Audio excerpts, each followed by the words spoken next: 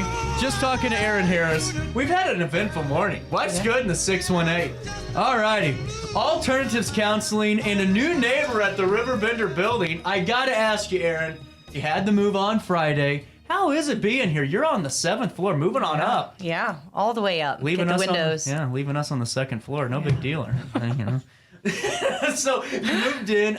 How is the building upstairs? I haven't been up to the 7th floor. Is it nice? Yeah, it's nice. It's nice, and they renovated it so that way it makes space and sense for us with the individuals and the groups that we do. So it's great. Really cool. Yeah. So Alternatives Counseling, you joined in 2020. Take us through just what the organization is as a whole for us to get more familiar with it. Yeah. So Alternatives Counseling, we see forensics population and then a general population as well. So it's been around since 1991. Danya Adkerson is the founder. She's the owner. And when she developed it, she wanted to, lower the recidivism rates of all the different crimes that we specialize in, and to support the victims, of all of the, of all the community, of all the crime that happens. And then our general population, we see children and families and adults. So, yeah. Wow. And it takes a special individual that's really born to do what you guys are doing to do it. Because I can tell you this right now, Erin, I would last about 5 minutes because my heart would break. I don't know if I'd be able to do it. Yeah. And, you've been in this role for 3 years now, and it's crazy. I don't know about you, and I do this all the time in my interviews. I feel like 2020 just never happened. Like COVID, those years are just... my mind shut down. Yeah. It was like, I'm not doing anything anyway. No one wanted a media guy during COVID. So it's like when I think of 2020, I'm like, oh, it's like this year. You've been here for a year now, but 3 years. What has been, the biggest eye opener for you in these 3 years for just how, needed your guys' services are? Right. So you shut down, you say. In 2020, we exploded. Did you really? Yeah. Wow. Yeah. We went from a wait list of 3 pages to 6 pages. It's unfortunate because everybody's stuck at home, and then whatever everybody's facing with COVID, they need the support. Yeah. So we never stopped. And we, tripled our caseloads, stuff like that. So we actually exhausted out in 2020. Let me ask you this, how is that too? Because I've never asked that question because, folks have said, COVID was actually pretty good to us for the business. But for what you guys are doing, I've always said this, when we started shutting schools down, I went, oh my goodness, I know so many children that are in homes that are in terrible situations. That school was the escape. Yeah. That was their breath of fresh air every day, and they didn't have that, and there's so many things. But how is it for you when you are trying to, keep this mission going, you're reaching more people, you're having to work, harder than ever before, while it seems like half the world stopped, you keep going. Is it weird to know that you guys were doing all this work, but, everything else was shut down? Yeah, and then a lot of us do have children, so we're doing all the things that the schools weren't able to do. So it's just, we learned balancing acts, I'll say, so it's, thank God for multitasking. I can't do it. I tried, I gave up. Yeah. It's like one thing at a time. Yeah. CJ, why did it take you 4 days to get it done? Well... Because I was trying to multitask. That's what happened. I got behind. So I think this is great. So, take us through what, if someone calls you, and calls Alternatives Counseling, what can they expect on that initial phone call? Sure. So at that initial phone call, usually they're inquiring about the wait list, and yes, there's a wait list. I think there's a wait list with every therapist's office in the area or further. And there's nationally. nothing you guys can do about that. No. There's just too many, individuals that need the help. Yeah. Yeah, so, we collect the information we need for the wait list, and then as soon as we can, we get them on with a team member, with one of our therapists, and then it's assessment, and then getting straight into counseling after, the second or third session. Right. And with that being said, how big is your guys' team upstairs? Oof. Let's see. So we have 3 different offices, and we kind of all go to all the locations. So we have one in the Glen Carbon, one here in Alton, and then we have a remote location in Litchfield because of COVID. Yep. So we have, 9 clinical therapists, and then we have 2 additional office administrators, myself and Danya. Wow. So, yeah. And then we have interns all the time. Well, and I'm sure you guys have to be on the same page at all times because there's so many things that you guys are doing to keep that mission that you guys have. And man, that's no easy task in itself. Yeah. Now, just a little bit more about your services. So just so we make sure that for all the folks, as my text line, like I told you, is kind of going on fire, and the Facebook comments thing is going nuts today. But what is the best way to describe the services you provide? Is there, like because I never like to give out almost like a brochure, but what are some of the things that you guys do for individuals that are needing help? Yeah. Well, so a lot of our population is, trauma victimization. Yeah. Of course, because of the, not even because of, I shouldn't say that, but we have the forensic groups, for two different specialties that we have there.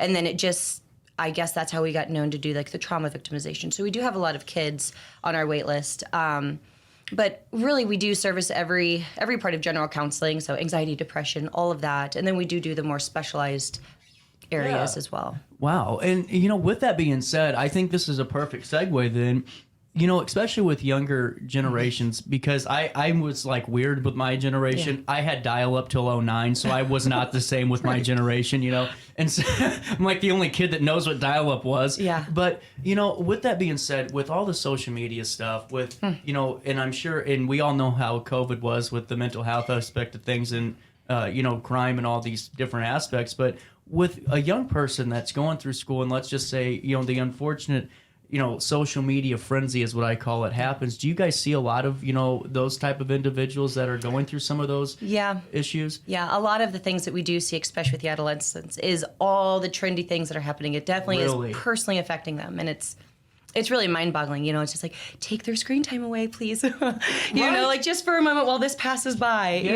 But yeah, it's very impactful. And how is technology, kind of, and I'll ask a two-parter for this. How has technology kind of, I don't want to say made it worse, but raised more awareness to the fact that we had a lot of individuals in distress, no matter what age group? Yeah. How has it, kind of helped you guys identify, but also with that, how has it helped you guys teach and counsel? Yeah.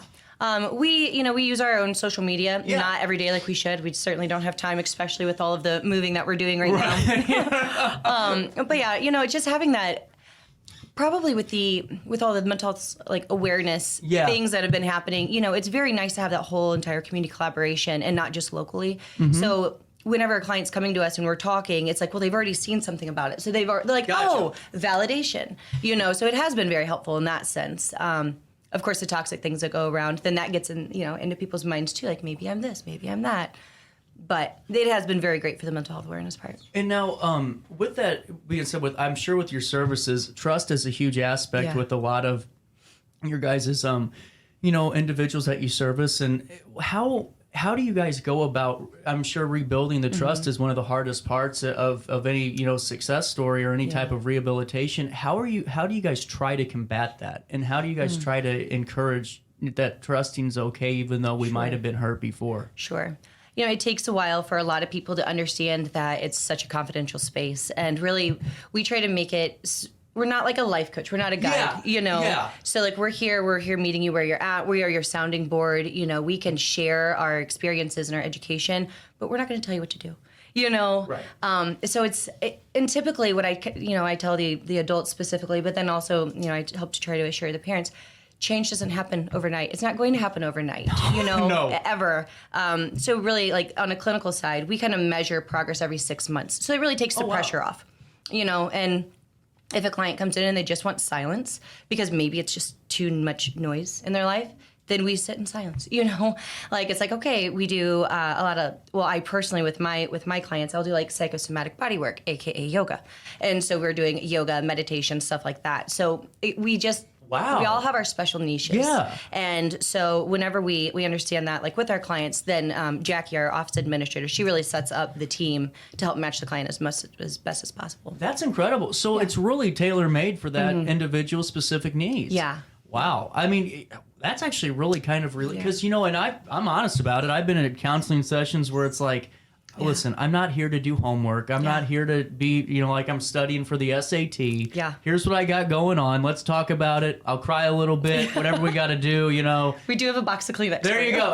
Well, tell you what, I wasn't a good patient. I went through 3 therapists. I don't think I was good. I think I just ruined everyone, But if I had something like that, though, where it was more flexible, where, it's, hey, Erin, I really just want to sit in silence today. I just am overwhelmed. Okay, that's cool. Yeah. Now, how do you adapt for each of your clients? I'm sure that's an art form in itself. Yeah, being flexible, and maybe this is why we have to go to post-grad school, right? Like this is where the master's comes in.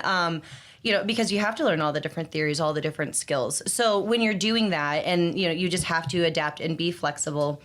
In my former life, whenever I was just like a yoga instructor, I'll never forget, my yoga instructor, he's like, make sure that you plan out your classes, blah, blah, blah, make your sequence. And I'm like, okay, whatever, because you don't want to just wing it. Right. But the reality is that you have to just wing it. Like from back then, I made a sequence, and for some reason, I guess maybe it was a stormy day, and the only person that showed up was a double amputee. And I'm like, well, we're not doing any of this sequence, So you can have an objective set, but whenever a client comes in with a much bigger presenting problem, that's where it's at. Yeah, and you're right about adapting. I can tell you that from coaching. It's like, there was one time I thought, oh, I got this. We're going to have 16 kids here tonight. We're going to have some really cool stuff. And then I look and there's 7 people there. And I'm going, we're not doing that. All right, well, let's go count the blades of grass, because you aren't prepared. But with your guys' expertise and your guys' backgrounds, you are going to be prepared for pretty much anything and everything that you're experiencing. We try to be. And we staff as much as we can, whenever we need to kind of pull in resources. We definitely do that on a very regular basis. I just think it's amazing. And to have this resource here, and, we talk about wait lists, and that's something I hope is eventually one day able to be alleviated. Not one organization can solve this. No. There's far more to be done than just, relying. But, is there a way, and I hate to throw you on the spot with this, but is there a way that if somebody's on the wait list, and they're just really struggling, and can they, give you a call and just say, hey, where are we at on this? Yes. Okay. Yeah, we do have and again, not to rank people's struggles, but we do have higher priority, unfortunately, the way that we have to title that, so we have the people who are like, yes, you're on the wait list, you are coming up next. But whenever somebody's unfortunately calling in crisis or suicidal ideation, they're certainly needing help immediately. Well, and it comes back to honesty, and because I think I've always gotten into problems when I'm not honest with, the stress level of the situation, the severity of one, and the ones that are really, severe. Yeah. Well, I'll just get to it later. Yeah. But the ones that aren't, mountain out of a molehill, Yes. And it's good to know that, though, for folks that maybe it's okay to take a step back and go, well, compared to some individual that's in a severe crisis, am I going through something just as bad as that? Or is it okay if I wait a little bit longer? Right. And, might be the best thing to do. Mm-hmm. And I think it's great. So out of all the things, how can we reach out to you? And I know there's a wait list, but if we want to learn about the services, if we want to be, on the wait list and see if we can get some help with you guys at Alternatives Counseling, what's the best way to do so? Really through our website, because then it really lets you know who we are. You can see everybody's, most everybody's, I shouldn't, but it's still building, but you can see the team.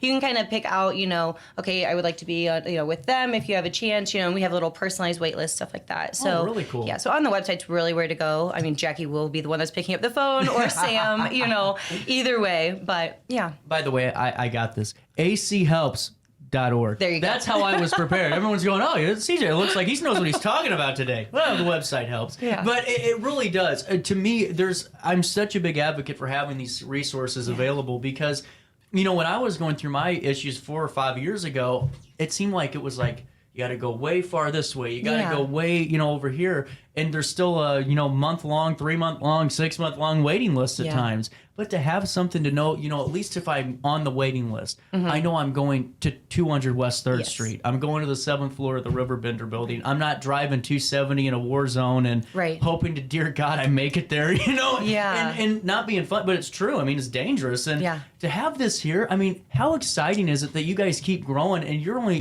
3 years into your tenure here, but you've already experienced so much growth. I'm sure there's so much more to look forward to. Yeah, absolutely. And the team is wonderful, and we just are constantly developing and, taking on more therapists. So we don't want the wait list, right? Because it will always be there, but we don't want it. Right.